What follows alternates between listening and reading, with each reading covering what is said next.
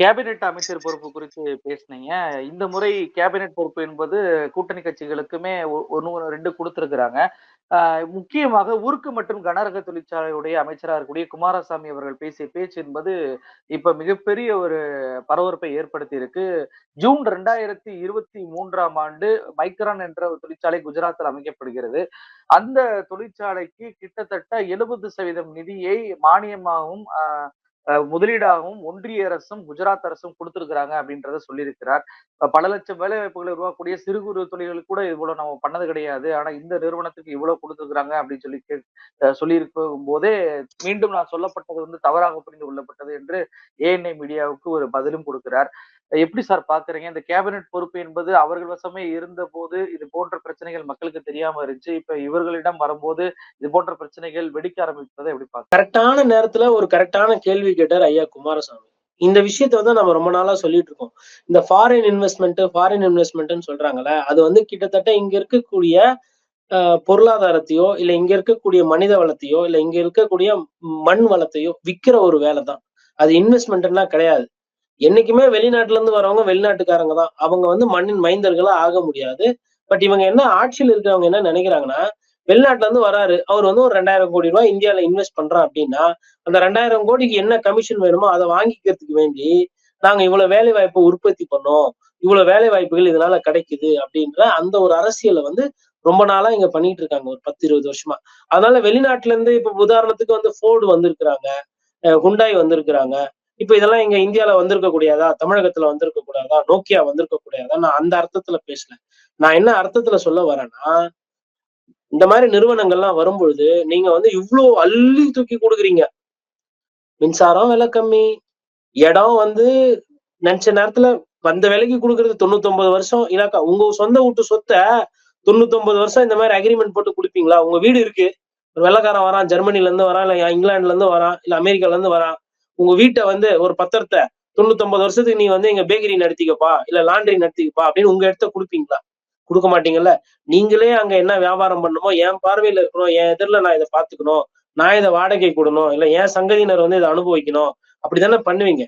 அப்போ இந்த நாடை எதுக்கு இந்த அரசியல் தலைவர்கள் மொத்தமா இந்த மாதிரி கொடுத்துக்கிட்டு இருக்கீங்க? இப்போ கொக்கோ கோலா இருக்கிறாங்க. அவங்க நீங்க பாருங்க எவ்வளவு தண்ணி எடுக்கிறாங்க. அந்த தண்ணி இன்னைக்கு நம்ம இந்தியால பிரச்சனை இருக்கு. இப்ப இந்த மாதிரி பிரச்சனைகள்லாம் இருக்கு. ஆனா இவங்க என்ன நினைக்கிறாங்கன்னா, அந்த பிக் டிக்கெட் சைஸ் இன்வெஸ்ட்மெண்ட் சொல்லுவாங்க ஆங்கிலத்துல.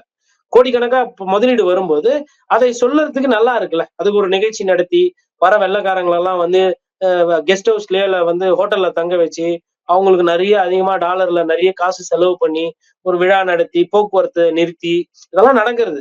ஆனா இந்த சைடு பாருங்க, கோஆப்டெக்ஸ் இருக்கு, பிஎஸ்என்எல் இருக்கு, ரயில் நிறுவனம் இருக்கு, அந்த மாதிரி நிறைய இருக்கு. அப்புறம் என்ஹெச்ஏயோட சுங்க வரி இருக்கு.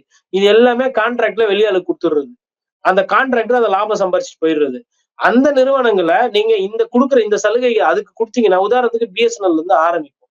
பிஎஸ்என்எல்லுக்கு எல்லாருக்கும் தனியாருக்கெல்லாம் 5G கொடுத்துருவீங்களா? ஆனா அரசாங்கத்துக்கிட்ட இருக்கிற அரசாங்க நிறுவனத்துக்கிட்ட 5G கொடுக்க மாட்டீங்களா?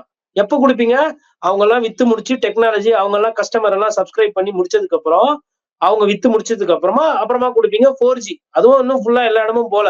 இப்ப 5G பத்தி பேசிக்கிட்டு இருக்காங்க. 5Gக்கு உண்டான வேலைகள் நடந்துட்டு இருக்கு. அப்போ ஏன் லேட்டா நீங்க ஒரு விஷயத்த பண்றீங்க? ஏன் முன்கூட்டியே பண்ணலைன்னா உங்களுக்கு அந்த லாபம் சம்பாதிக்கணும்ன்ற அந்த எண்ணம். அது இப்போ குமாரசாமியோட கேள்விக்கு வரும். குமாரசாமி கேட்ட விஷயம் 5,000 வேலைக்கா இவ்வளவு பணத்தை கொடுக்குறீங்க. இப்ப அந்த பணத்தை தூக்கி நீங்க ஒருவேளை தபால் துறையிலயோ இல்ல ரயில்வே துறையிலயோ இல்ல பிஎஸ்என்எல்லயோ போட்டீங்கன்னா உங்களுக்கு லாபம் இன்னும் கூட கொஞ்சம் கிடைக்கும்.